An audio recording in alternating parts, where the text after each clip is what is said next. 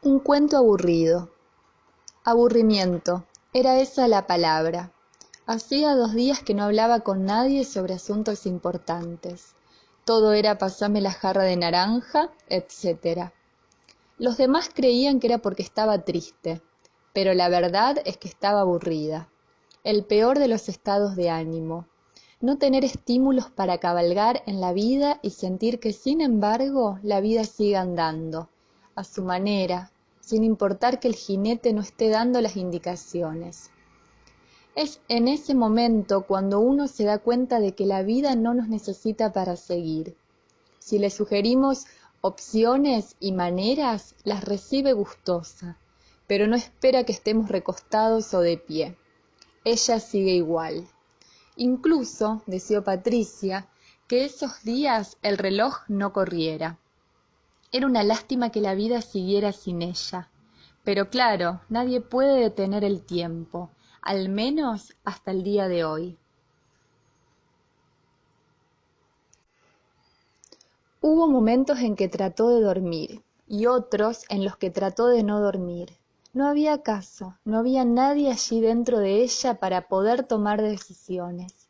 Las cosas pasaban igual y eso la desalentaba. Ni siquiera la propia vida nos precisa para continuar. Lo de alrededor aparentaba marchar como siempre. La gente, como de costumbre, ante la presencia de una persona sin ánimos, finge que no pasa nada. Todo la invitaba a seguir sin fuerzas, porque incluso al no oponer resistencia, todo parecía fluir mejor o al menos más rápido. Esos días le sirvieron de argumento para los meses próximos. Si no hago nada, todo parece alivianarse y la vida toma un curso que, aunque por fuera de mis planes, funciona. No pensó en suicidarse, sino al contrario. La flacidez la engordaba, fingiendo salud, y la poca resistencia ofrecida hizo que la gente la tratara con más dulzura. Como a los mudos, que como igual no van a responder, podemos entregarles nuestro corazón o vehemencia sin mezquindad. Tuvo que cambiar de ropa y de decoración porque nada le despertaba apego ni atractivo. Su indiferencia la obligó a una nueva manera de ser y estar. Es que ya no era ella, y todo eso había empezado un 2 de marzo cuando, saliendo de la verdulería, se le quedó un pie atascado en una alcantarilla. Tropezó al suelo y rodaron las latas de tomate, cayendo estruendosamente desde el puente hasta la avenida. Se oyeron gritos que no quiso corroborar. La policía dijo que un accidente de autos provocado por motivos dudosos hizo fallecer a 2 familias enteras, una en cada auto. Claro, no se sintió culpable, pero fue parte de un dominó horroroso, y su lánguida voluntad imita la voluntad divina. Si la mayoría de las cosas pasan así como si nada, sin querer y sin planearlas. Pasó meses sin ver la televisión y ante el menor susurro de un canal de noticias temblaba. Provocar la muerte de otros no es cosa tan extravagante, pero hacer algo tan inmenso sin siquiera haberlo planeado parecía una pesadilla tan torpe como diabólica. Patricia no creía en Dios ni en las casualidades, no creía en nada, pero después del 2 de marzo empezó a sospechar que la magia y el azar eran amigos. Nadie le creyó lo del pie atascado. Le discutieron a muerte que ese día a esa hora ella estaba en su casa leyendo una novela de Tolstoy. Sí, ella leía Tolstoy, pero también iba de compras, también leía mientras caminaba con pies distraídos. Ella sabía que lo del puente, el tomate y las familias era verdad. Ahora sufría secretamente un patológico aburrimiento. Se había esforzado toda su vida en decidir qué hacer, qué pensar, qué estudiar, y después del accidente quedó aburrida y empapada de fracaso. Sabía que no iba a poder crear ya nunca más algo tan significativo y trascendente como lo que había logrado tropezando y sin querer. Ahora comenzaba, sin desearlo, una vida nueva, sin norte y sin escrúpulos. Era novedosísimo en ella no planear cosas. Hasta el 2 de marzo todo pensamiento era escrupuloso. una concatenación de ideas y hechos. No dejaba ni una hora al día librada al desorden del caos cósmico. Su familia no era envidiable, pero tampoco odiosa. Trataron de hacer caso omiso a su patología, que en verdad era bastante asintomática, y mejor dicho, casi invisible. A todo lo que no ven los ojos, lo ve el corazón o el alma. Pero no eran religiosos, y el lugar preferido para poner el ojo ahora eran las frutas y verduras de la huerta. En eso sí que se habían solidarizado. Tal era el terror que tenía al pensar en ir o de que alguien trajera cosas de la verdulería, que se molestaron en armar su propia huerta. Los temas más profundos rondaban en torno a los rabanitos, los tomates disecados y la calabaza, que parece ser que dura años en buenas condiciones si se la conserva entera. Patricia fingió asombro con cada cosecha. Qué verde que está viniendo la selga desde que la orientación es hacia el sur. O sí, estas zanahorias parecen de un dibujito animado. La soledad en la que entró a causa del propio afán por ocultar su desgano le daba a toda la familia el permiso de tratarla como un fantasma. Serán las pastillas y ya se le va a pasar. Como en cada primavera todo florece y también los malos pensamientos, aunque es cierto que el color y la temperatura amena alivian cualquier pesar, ella nunca sintió que lo pasajero fuera un alivio. Transitó toda la estación sabiendo que era el final de algo, por lo menos de la primavera. Entre supersticiones y creencias esotéricas nuevas, la conjunción de Plutón con Saturno la tuvo algo esperanzada. Parecía ser que entrado el verano esta influencia desaparecía. Sabía desde siempre que los asuntos astrológicos más nos neurotizan de lo que nos hacen sentir acompañados, pero debía reconocer que la existencia de algo para acompañar la neurosis humana era un paliativo casi divino. Obviamente su psique se había modificado, y eso tenía tanto olor a final como a principio. Lucía, de 10 años, la menor de sus 4 hermanas, le inspiró la confianza necesaria para la confesión. Si lo de Plutón y Saturno no funciona, me voy a tirar como una lata de tomate por el puente. Las carcajadas en su hermana despertaron en Patricia explosivos gritos y llantos. Hacía meses que no expresaba su dolor. Dijeron que se le habían paralizado los lagrimales y se lo adjudicaron a las pastillas. Como ante los juegos de manos y brutalidades de los hermanos ya no lloraba, habían llamado al médico. ¿Habrá que aumentar la dosis, doctor?, dijo una vecina que presenciaba la consulta, una especie de abuela adoptiva que tomaba las decisiones más importantes en torno a la salud de ella, quien la había bautizado como Patricita, con todo el sabor desinteresado que algunos diminutivos padecen. Frenó de llorar para terminar la confesión a Lucía. No digo que me voy a suicidar, sino que voy a rodar como lo hace una lata de tomate, a ver qué pasa. La fatalidad también es divina. Lo leí en un libro. Estamos en manos de Dios, y cuando nos visita la muerte no hay que huir, sino agradecer. Con dicha, porque se ha tomado el trabajo de venir por nosotros. Esto último no sé si es exactamente así, pero los autos que chocaron el 2 de marzo, Lucía, son, según esta hipótesis, dichosos porque Dios se ha fijado en ellos.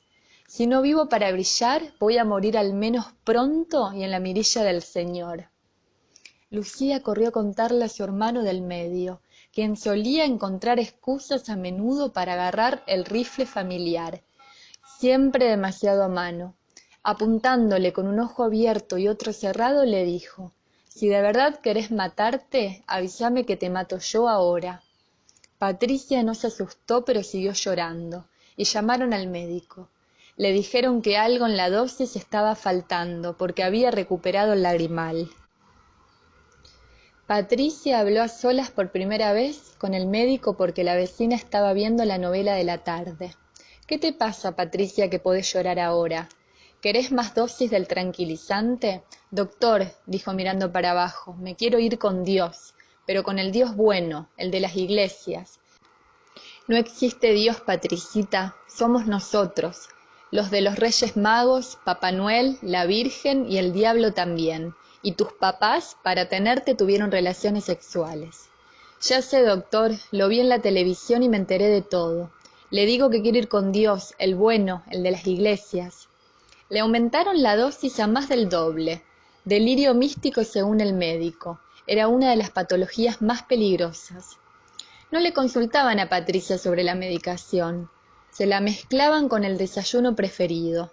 Se sentía más dopada, pero no desconfiaba de su familia y mucho menos de un profesional. El aburrimiento le picaba como una mosca zumbando constantemente.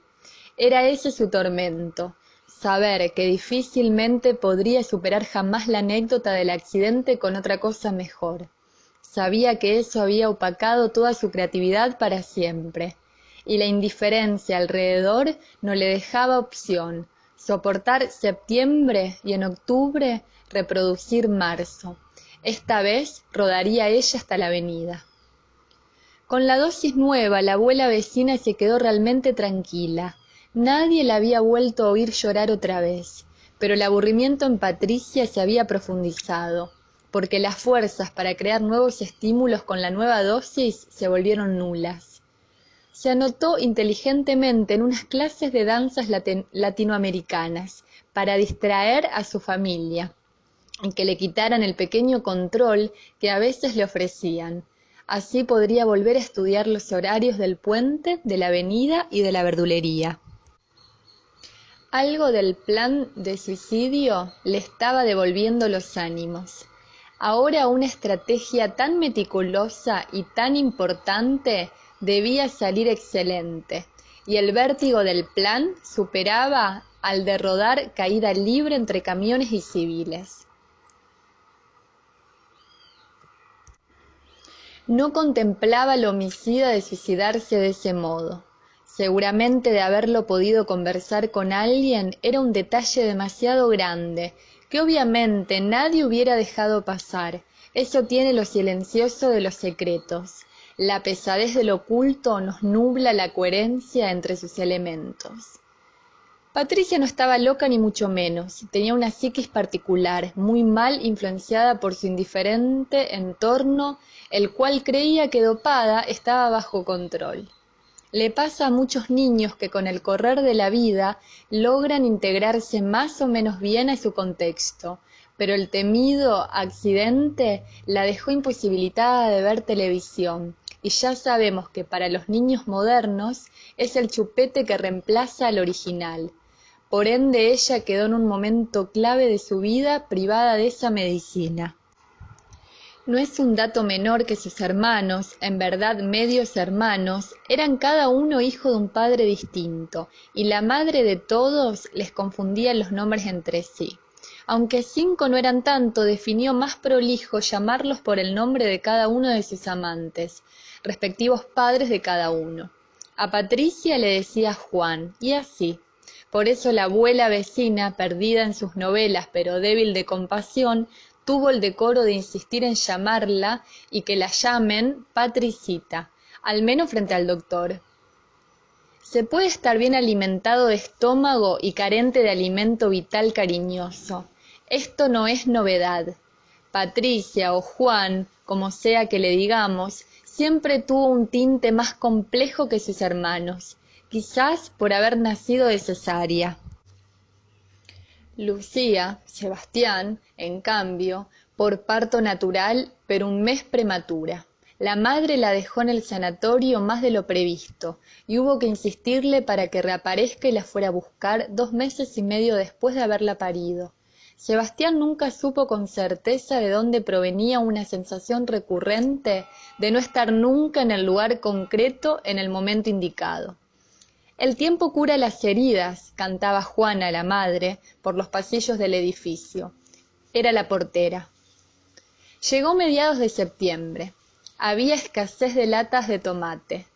¿Por qué no hay latas de tomate si siempre hay latas de tomate?, le preguntó a la verdulera de siempre. Para recrear todo tal cual y no levantar polvareda, no quería ir a otra verdulería. Tiene razón, señorita, suele haber latas de tomate. Indignada la primera semana, enojada la última, Se acercaba la fecha, quería tirarse en 3 días. Era numerológicamente propicio. Los detalles la tenían preocupada.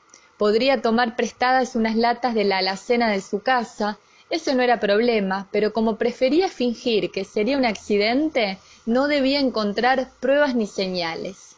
También quería evitar sospechas para que no la sigan ni impidan su muerte.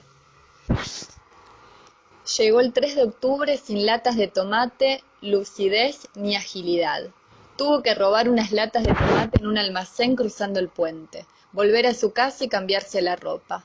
Abajo, al salir en la puerta del edificio, se topó su aletargado asombro con 2 policías en la puerta.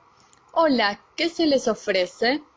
«Mamá está limpiando los ascensores». La esposaron, le dijeron eso de que lo que podría decir ahora iba a ser usado en su contra, y la llevaron a un correccional. En el camino, desesperada, les contó lo del 2 de marzo y lo del suicidio. Dijeron doble homicidio culposo, o algo así, y la metieron adentro de la jaula de menores. En su casa tardaron como 2 días en notar su ausencia. Fue Lucía, que como quería la remera de los Leones de préstamo, la buscó hasta el hartazgo y sin éxito. Los demás se percataron al día siguiente o al otro y la mandaron a la abuelita vecina a averiguar qué pasaba a la policía. En el transcurso del pasillo y de la charla dilatada con el oficial, Patricia se había tratado de clavar un tenedor que solía tener consigo por si las dudas de algo, sobre todo de noche. Sangre y más sangre se asomaba de la jaula. Sin éxito la mandaron a la casa 2 días después con una venda mal colocada. Todos los que opinaron votaban por el psiquiátrico. Entre el delirio del accidente del 2 de marzo, lo del tenedor y la reciente cleptomanía, se les iba de las manos el delicado mundo de Patricia. Juana, la madre, dijo que de ninguna manera el barrio entero la iba a señalar y no sé qué más dijo de un buen mozo que la festejaba y que todo eso la dejaría muy mal parada. «Yo la cuido, pero si está atada», dijo la vecina. «Mientras me deje ver las novelas me da igual. Se habla mucho, sin ofender a nadie, le pongo un bozal y se acabó el berrinche». Nunca llegó ese día. Patricia resolvió hacerlo sin estilo. Ser hija de Dios y sentirse realmente observada y amada por Dios, quien nos mira fijamente mientras morimos, susurraba mentalmente. Le falta un ser humano a esta tierra y le sobran miles al mismo tiempo. No era momento para diálogos. Se desnudó y rodó cual lata de tomates en conserva.